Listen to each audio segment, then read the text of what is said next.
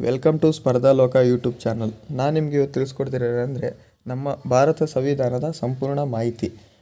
ಮೊದಲನೇದಾಗಿ ನೋಡೋದಾದರೆ doctor BR Ambedkar ಅವರು ಭಾರತ ಸಂವಿಧಾನದ ಶಿಲ್ಪಿಯಾಗಿರ್ತಾರೆ.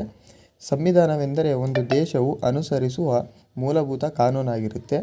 ಭಾರತ ಸಂವಿಧಾನವು ಸಂವಿಧಾನ ಸಭೆ ಎಂಬ ವಿಶೇಷ ಸಭೆಯನ್ನು ಸಿದ್ಧಪಡಿಸುತ್ತೆ. ಪ್ರಥಮ ಅಧಿವೇಶನದಲ್ಲಿ ಡಾಕ್ಟರ್ ರಾಜೇಂದ್ರ ಪ್ರಸಾದ್ ಅವರನ್ನು ಅಧ್ಯಕ್ಷರಾಗಿ ನೇಮಕ ಮಾಡ್ತಾರೆ. ಸಂವಿಧಾನದ ಸಭೆಯಲ್ಲಿ 299 ಮಂದಿ ಸದಸ್ಯರು ಇದ್ದರು. 1946ರಲ್ಲಿ ಅದರ ಪ್ರಥಮ ಅಧಿವೇಶನ ನಡೆಯಿತು. ಸಂವಿಧಾನದ ಕರಡು ಪ್ರತಿಯನ್ನು ಸಿದ್ಧಪಡಿಸಲು ಸಂವಿಧಾನ ಕರಡು ಸಮಿತಿಯನ್ನು ನೇಮಿಸಲಾಯಿತು. ಕರಡು ಸಮಿತಿಯ ಅಧ್ಯಕ್ಷರು ಡಾಕ್ಟರ್ BR ಅಂಬೇಡ್ಕರ್ ಅವರನ್ನು ನೇಮಕ ಮಾಡಲಾಯಿತು.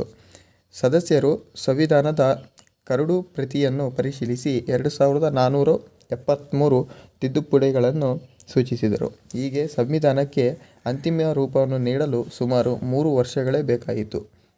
ಡಾಕ್ಟರ್ BR ಅಂಬೇಡ್ಕರ್ ಅವರು 15/8/1947ರಿಂದ 6/10/1951 ಅವಧಿಯಲ್ಲಿ ಕಾನೂನು ಮಂತ್ರಿಗಳಾಗಿರ್ತಾರೆ.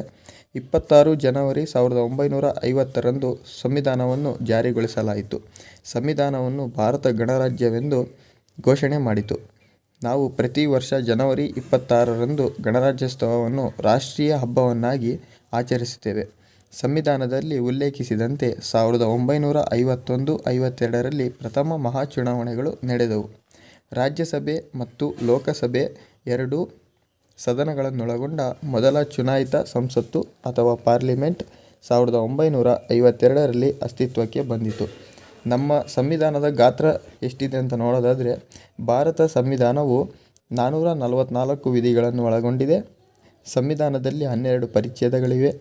2024ರವರೆಗೆ ಸಂವಿಧಾನವನ್ನು 106 ಬಾರಿ ತಿದ್ದುಪಡಿಯನ್ನು ಮಾಡಲಾಗಿದೆ. ಸಂವಿಧಾನದ ಆರಂಭದಲ್ಲಿ ಪೀಠಿಕೆಯ ರೂಪದಲ್ಲಿ ಪ್ರಸ್ತಾವನೆಯನ್ನು ನಾವು ಕಾಣಬಹುದು. ಭಾರತ ಸಂವಿಧಾನವು ಲಿಖಿತ ರೂಪದಲ್ಲಿದೆ. ಇದು ಪ್ರಪಂಚದಲ್ಲಿಯೇ ಅತಿ ವಿಸ್ತಾರವಾದ ಸಂವಿಧಾನವಾಗಿದೆ. ಸರ್ಕಾರದ ಅಂಗಗಳಾದ ಶಾಸಕಾಂಗ, ಕಾರ್ಯಾಂಗ ಮತ್ತು ನ್ಯಾಯಾಂಗಗಳ ರಚನೆ, ಅಧಿಕಾರ ಮತ್ತು ಕಾರ್ಯವ್ಯಾಪ್ತಿಯನ್ನು ಇದರಲ್ಲಿ ಸಂಪೂರ್ಣವಾಗಿ ಹೇಳಲಾಗಿದೆ. ಸಂವಿಧಾನವು ಕೇಂದ್ರ ಹಾಗೂ ರಾಜ್ಯ ಸರ್ಕಾರಗಳಿಗೆ ಒಂದೇ ಇದೆ. ಆದ್ದರಿಂದ ನಮ್ಮ ಭಾರತ ಸಂವಿಧಾನ ಗಾತ್ರ ವಿಶಾಲವಾಗಿದೆ. ಸಂವಿಧಾನವು ಸರ್ವಧರ್ಮ ಸಮಭಾವ ತತ್ವವನ್ನು ಎತ್ತಿ ಹಿಡಿದಿದೆ. ಭಾರತ ಸಂವಿಧಾನದ ಆದರ್ಶವು ಸುಖಿ ರಾಜ್ಯವನ್ನು ಸ್ಥಾಪಿಸುವುದಾಗಿದೆ. ಹಾಗೆ 18 ವರ್ಷ ಮೇಲ್ಪಟ್ಟವರು ಮತದಾನ ಮಾಡಿ ಪ್ರತಿನಿಧಿಗಳನ್ನು ಚುನಾಯಿಸುವ ಕ್ರಮವನ್ನು ವಯಸ್ಕ ಮತದಾನ ಪದ್ಧತಿ ಎಂದು ಹೇಳಲಾಗುತ್ತೆ.